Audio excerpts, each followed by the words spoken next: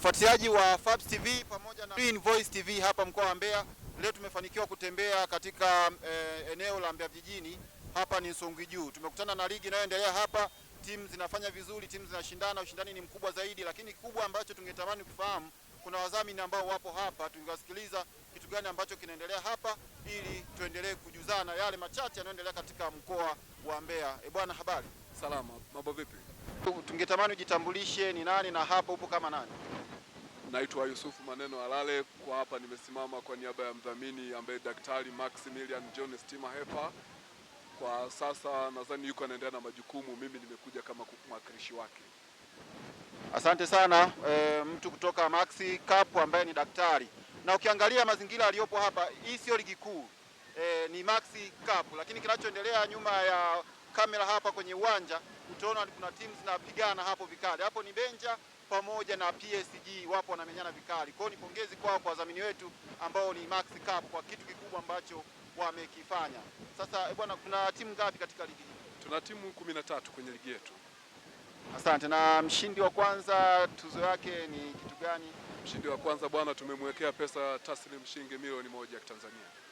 Kwa hivyo nataka kutuambia kwamba kuna watu watatajirika kutokana na Maxi Cup hapa. Endapo kuna timu itafanya vizuri itaweza kunufaika na shilingi milioni 1 iliyowekwa kwa ajili ya mshindi wa kwanza. Pia washindi wengine pia wana zawadi zao. Ukiachana na washindi wengine pia kuna timu bora ina zawadi, kuna mchezaji bora ana zawadi, kuna kipa bora ana zawadi, kuna referee bora pia ana zawadi. Timu yenye nidhamu pia ina zawadi. Asante sana. Hawa ni Maxi ambao pia wanajishughulisha na masuala ya afya. Kwa hiyo kimsingi ni kwamba hatuna wasiwasi na ligi yetu inaendelea hapa, masuala ya afya hapa ndiyo mahali pake. Tunawashukuru sana wadhamini wetu kwa kitu ambacho kinaendelea hapa. Mdhamini, una jambo lote labda la kuzungumza zaidi ya hayo? Zaidi ya hayo, nipende pia kuasa vijana waweze kujitoa juu ya kupambania michezo. Michezo siku hizi imekuwa ni ajira. Unajua, ukicheza vizuri unafika popote pale. Dunia hii kufika kwa ajili ya michezo ni kitu chepesi sana.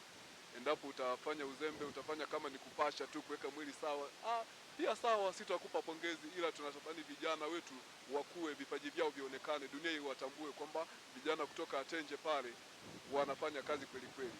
Pia tunazikaribisha timu za jirani nje ya Nzongu.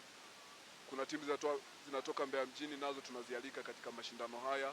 Wakati mwingine tunaenda kuandaa ligi bora zaidi.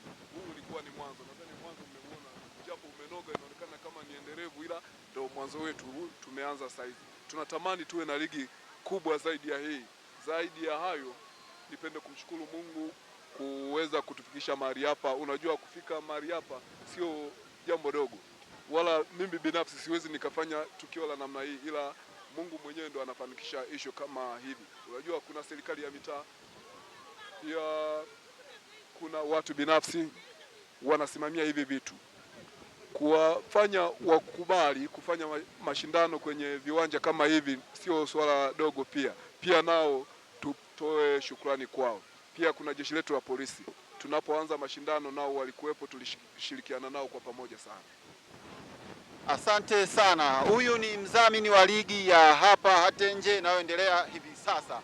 Basi fuatana nasi katika mitandao ya kijamii The Green Voice TV pamoja na Fabs TV. Asante.